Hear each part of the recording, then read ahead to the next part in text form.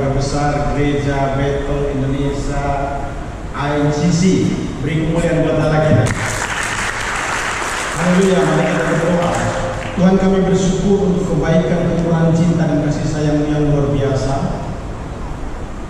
Christmas Celebrate hari ini merupakan sesuatu yang sangat spesial karena Engkau mengasihi mencintai gembala kami, Bapak Pendeta Gilbert, Bapak Pendeta Herbert, dan juga seluruh majelis ataupun juga hamba Tuhan yang tergabung dalam pelayanan ini. Terima kasih ya Tuhan, hamba-Mu yang sangat sederhana ini Engkau pakai dengan otoritas dan wibawa-Mu. Dengan penuh kerendahan hati mohon urapan otoritas dan wibawa dari Allah, supaya apa yang hamba sampaikan memuliakan dan menyenangkan hati kita. Jangan sembunyikan satupun apa yang menjadi kehendak dan rencana-Mu bagi kami ya Allah. Berbicara dengan tegas, dengan tajam, dengan kekuatan Roh-Mu, agar kami hidup sesuai dengan rencana kehendak. Amin. Ya, salam semuanya. Terima kasih Pak Gembala, Pak Pendeta Herbert yang memberikan kesempatan bersama dengan majelis jemaat ataupun hamba Tuhan yang ada di GBI ICC. Saya datang dengan istri saya yang cantik, silakan berdiri. Ya.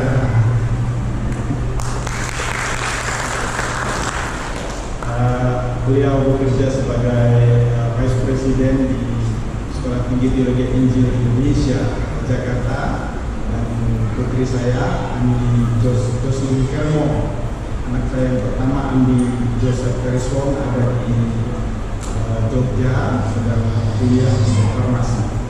Ya, salam hormat dari keluarga saya untuk kita semuanya. Bapak Ibu yang diberkati Tuhan, ketika saya mendapatkan tema ini dari Pak Gembala, saya merasa tema ini sesuatu yang sangat menantang, karena kita didorong untuk melihat semua kehendak ataupun rencana Allah untuk kita lakukan di dalam kehidupan kita. Setelah saya bertemu dengan Pak Gembala, kemudian saya mencoba untuk memprepare materi khotbah ini. Kemudian saya mengulang lagi sampai saya mengkhotbahkannya di satu gereja, dan saya akan sampaikan nanti di hari Minggu dalam Kristus di Gereja Bethel Indonesia ICC. Nah, saudara-saudara, teks kita diambil dari Matius 3 ayat 13 sampai dengan ayat yang ke-17. Saya akan bacakan buat kita. Maka datanglah Yesus dari Galilea ke Yordan kepada Yohanes untuk dibaptis olehnya. Tetapi Yohanes mencegah dia, katanya, "Akulah yang perlu dibaptis olehmu, dan engkau yang datang kepadaku." Lalu Yesus menjawab, katanya kepadanya, "Biarlah hal itu terjadi, karena demikianlah sepatutnya kita menggenapkan seluruh kehendak Allah." Dan Yohanes pun menurutinya.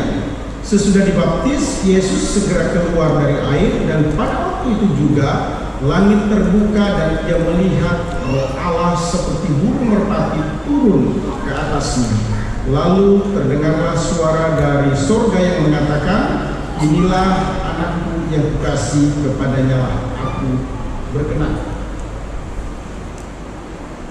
Teks ini merupakan teks yang dapat dikatakan satu teks yang full meaning, karena ini berbicara tentang Jesus Christ sebagai sentral.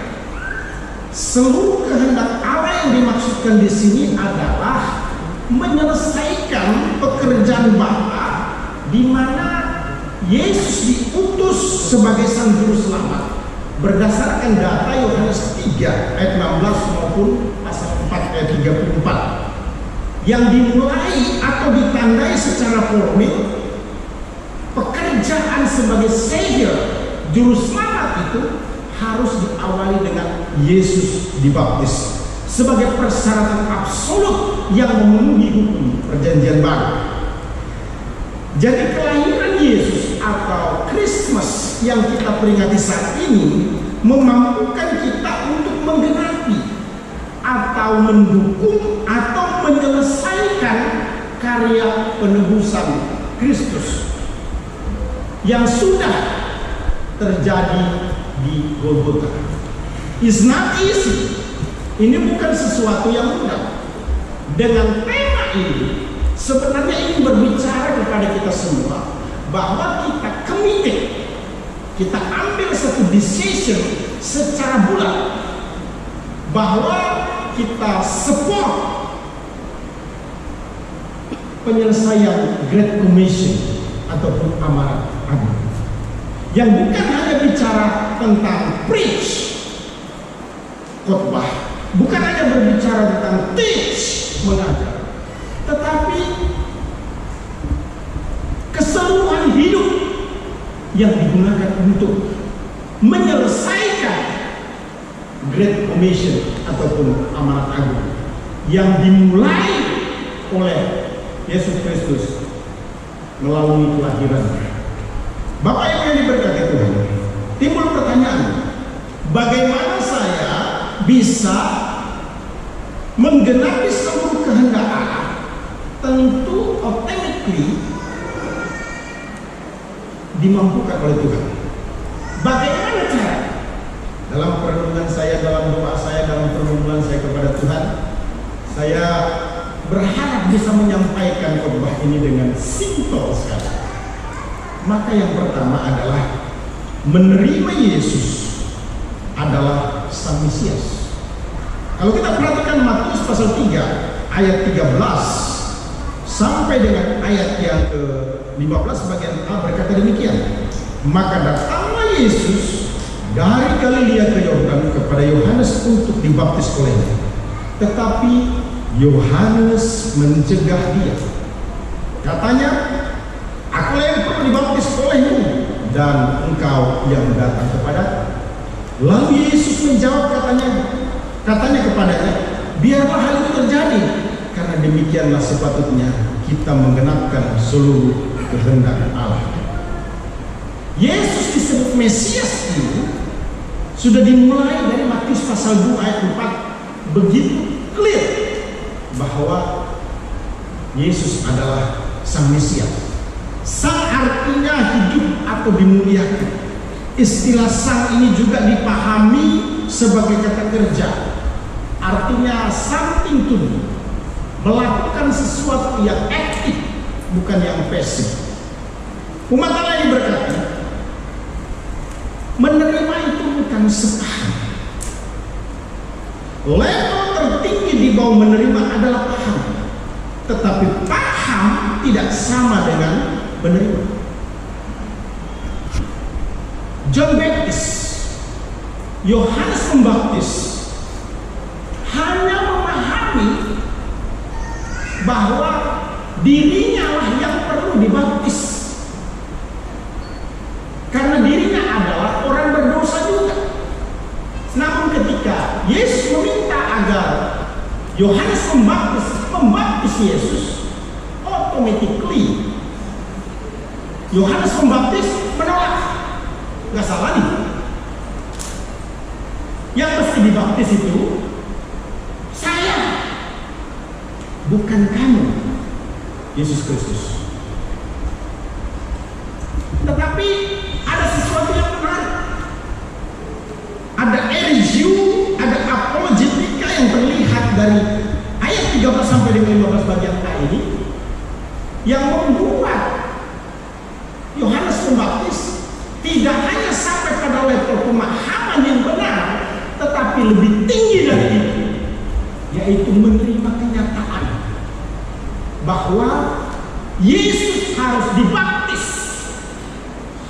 Kenapa?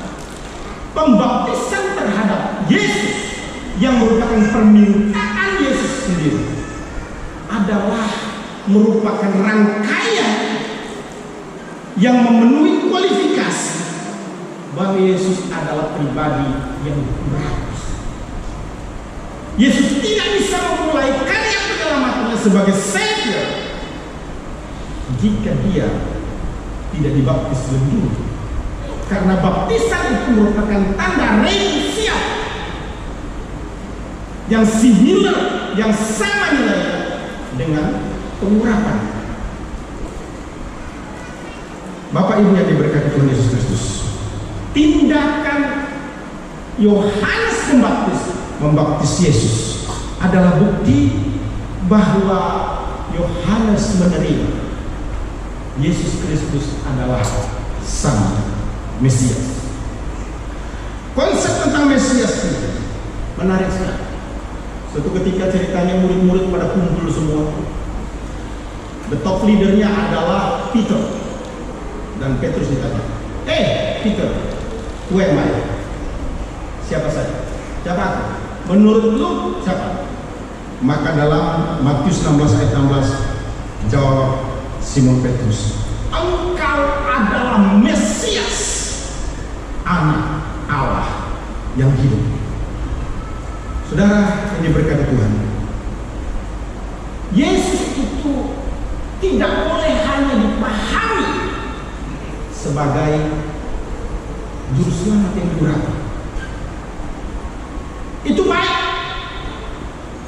tapi bukan itu yang paling krusial.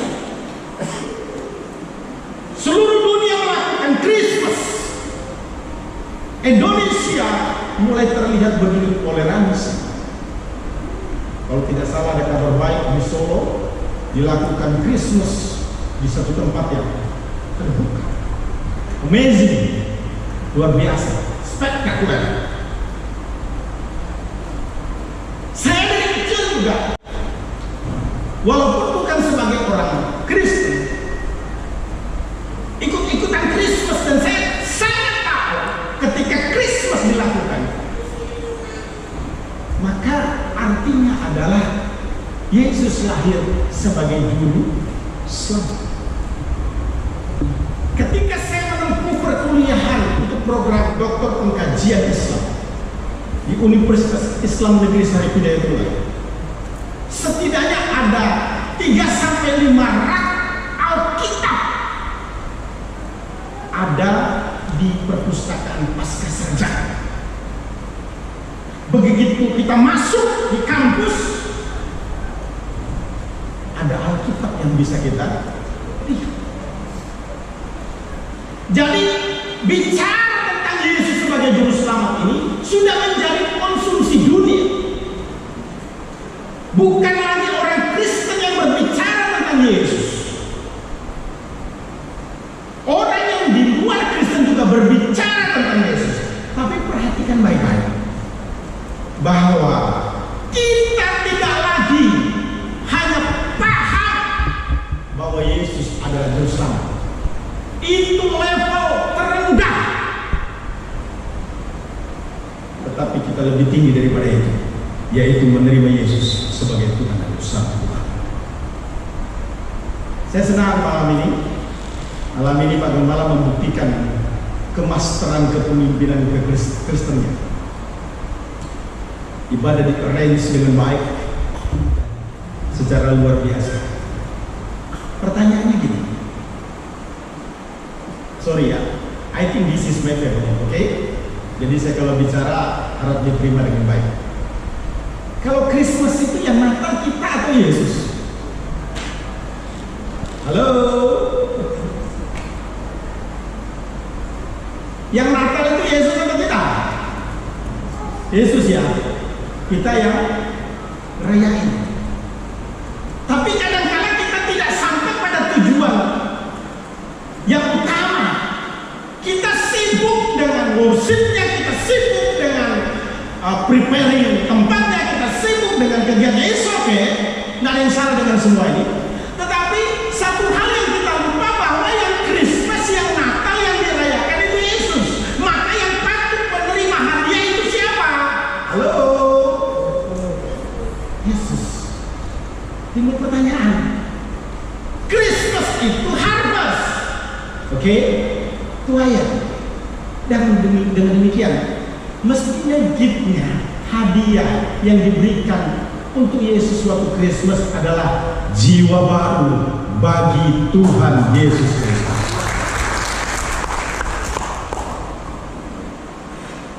Capek deh. Momen sekali setahun, prepare-nya luar biasa. You lost man. You misman. Kamu keliru, kamu salah. Semestinya di Christmas ini kita bawa juara. Oke, Christmas bentar lagi selesai. Yang harus ada dalam hati dan pikiran kita, bagaimana orang tidak lagi hanya pahamnya membicarakan, mendiskusikan panjang lebar dengan pidato dan tulisan tentang Yesus Kristus, tapi membuat orang lain menerima Yesus sebagai Tuhan dan Juru. Sharing itu bukan meneladani. Level tertinggi di bawah meneladani adalah sharing, tetapi sharing tidak sama dengan meneladani. Kekristenan yang zaman ini tidak hanya membutuhkan orang-orang Kristen yang suka sharing. Itu in service. Kita next level.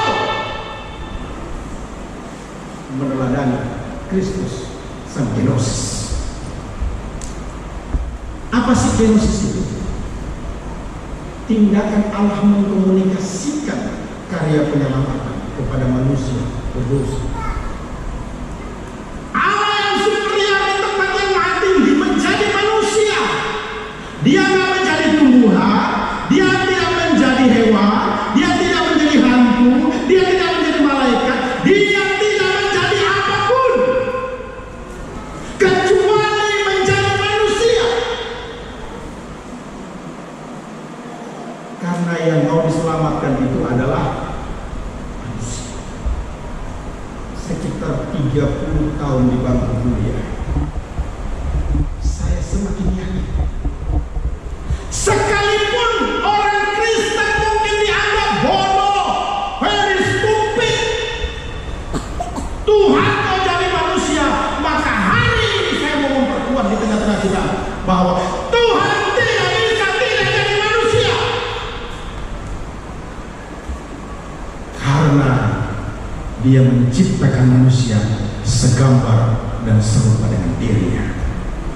Karena yang akan memuji menyembah Dia, yang akan memahami mengerti master plan out secara sempurna, yang akan selalu bersama-sama dengannya hanyalah manusia.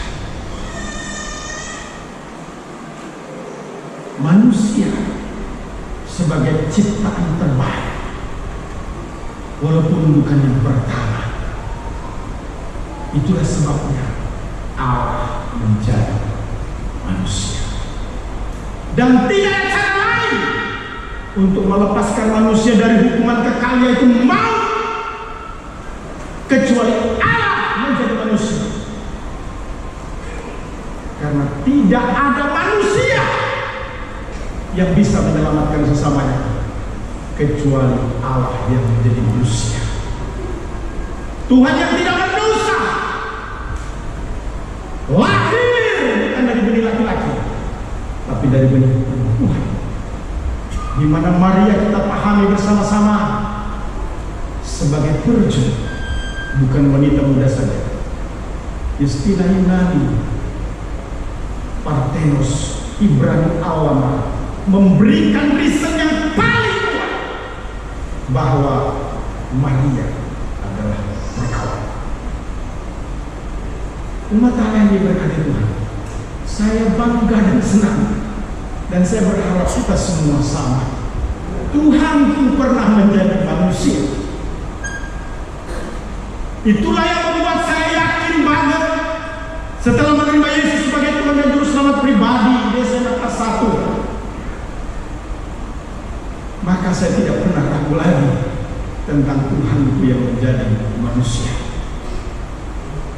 Saya membayangkan kalau Tuhan tidak pernah jadi manusia, maka bagaimana cara membuat manusia berdosa itu keluar dari neraka masuk surga? Tidak akan pernah.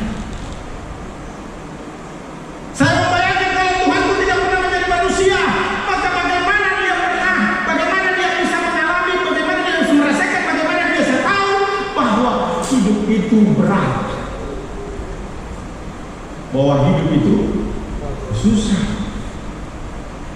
Dia tidak bisa bersimpati atau empati kepada manusia karena dia tidak pernah jadi manusia. Apa yang bisa kuteladani, apa yang bisa kulihat, apa yang bisa kubicarakan, apa yang bisa kupertahankan dari imanku kalau Tuhanku tidak pernah menjadi manusia? Karena dia tidak pernah menyejahat. Very simple, sangat sederhana, tapi luar biasa. Tuhanku dan Tuhan pernah menjadi manusia. Message primer yang mau ditekankan adalah kita harus meneladani Kristus. Dalam Filipi 2 ayat 5-8 ini, Paulus berkata, hendaklah kamu dalam hidup bersama menaruh pikiran yang keras yang terdapat juga dalam Kristus Yesus. Dikunci pada ayat ke-8, yang merendahkan dirinya taat sampai mati, bahkan sampai mati di kayu salib. Bahwa Yesus betul-betul sang Immanuel yang bersama dan tidak pernah berbeda. Indahnya hidup ini, saudara, ketika kita berpengalaman dengan Tuhan. Itulah yang disebut dengan sang Immanuel. Teks dalam Roma 8 ayat 37 memberikan penekanan. Tetapi dalam semuanya itu kita lebih daripada orang-orang yang menang oleh Dia yang telah mengasihi. Jemaat Roma ini jemaat yang luar biasa mengalami penganiayaan, dikejar-kejar membunuh. Tetapi Paulus berkata, kamu lebih daripada mereka. Kenapa? Karena kasih Allah lebih kuat. Sang Immanuel akan menyatakan dirinya.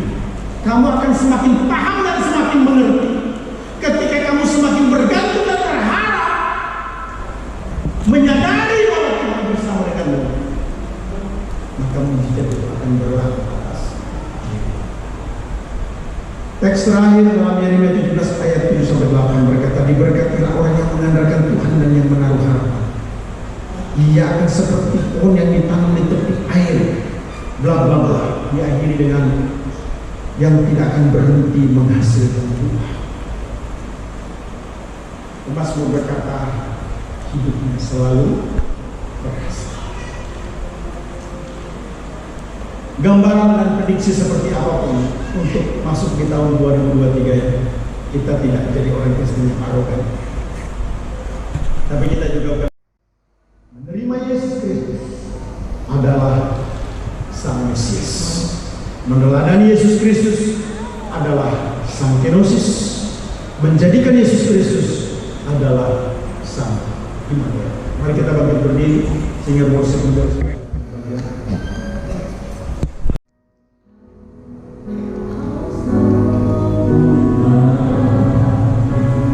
Dialah yang sempurna dalam segala sesuatu.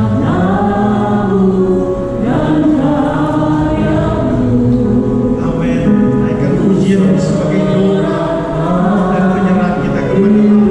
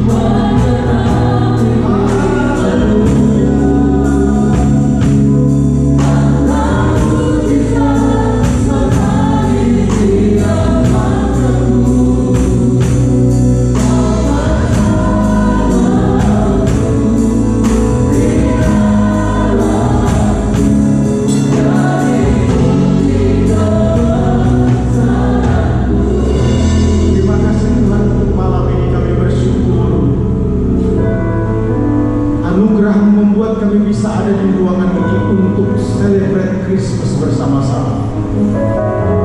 Terima kasih untuk gembala yang memberikan para pelayan atau jemaat di GBI ICC ini. Semua karena anugerah yang luar biasa. Tuhan, mampukan kami Tuhan untuk melakukan bukan hanya sebagian, tapi seluruh kehendak. Kami bersyukur untuk kepastian hidup yang kekal, bahwa jika kami mati kapanpun kami pasti ke surga dan bersama dengan Engkau selama-lamanya. Tapi malam ini kami mau berdoa agar Engkau memberikan kepekaan kepada kami. Kami tidak menjadi tenang, tidak menjadi senang, tidak menjadi biasa-biasa, karena ada tugas tanggung jawab untuk memenangkan banyak jiwa.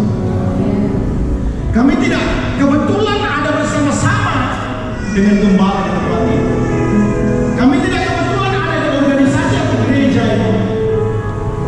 Izinkan hati kami dibaca untuk tetap satu.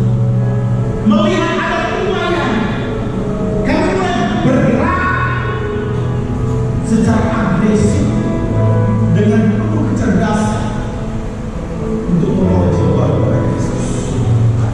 Buat kami tidak nyaman Tuhan kalau kami hanya ibadah, senang memuji menyembah Allah, tapi tidak ada jiwa baru yang dibawa ke gereja. Jangan ada bangku yang kosong lagi ya. Jamah hati kami untuk melihat jiwa-jiwa seperti Engkau dengan belas kasihan. Apa yang bisa kami lakukan Tuhan? Tolong agar kami mensupport pelayanan ini untuk kemuliaan. Terima kasih Tuhan Engkau pernah menjadi manusia, kami bangga. Engkau tidak hanya membuat kami diganti yang semestinya masuk neraka menjadi masuk ke surga karena Kristus menggantikan umat, tapi hari ini Engkau menguatkan kami bahwa Engkau adalah Tuhan yang terbaik, Engkau adalah pribadi yang sempurna, pribadi yang tidak pernah berbuat dosa. Perjalanan iman kami kadang mengecewakan Tuhan, karena kami dikecewakan banyak orang. Tapi hari ini kami meletakkan kecemasan kami meletakkan keraguan kami memasuki tahun 2023. Dan kami berkata, hari ini ampuni kami. Kami ingin menjadikan Engkau sungguh-sungguh Tuhan bersama atau ada dalam bisnis kami, ada dalam rumah tangga kami, ada dalam studi kami, ada dalam pelayanan kami, ada di dalam segala sesuatunya. Sebab kami tahu kehadiran-Mu selalu mendatangkan kebaikan. Tuhan, biar kami selalu mengandalkan dan bergantung kepada agar mujizat itu terjadi, pertumbuhan rohani kedewasaan itu boleh kami rasakan. Terima kasih Tuhan, hamba-Mu sudah selesai berbicara. Rapi pakai gembala ini untuk menetap. Yang sakit sembuh, yang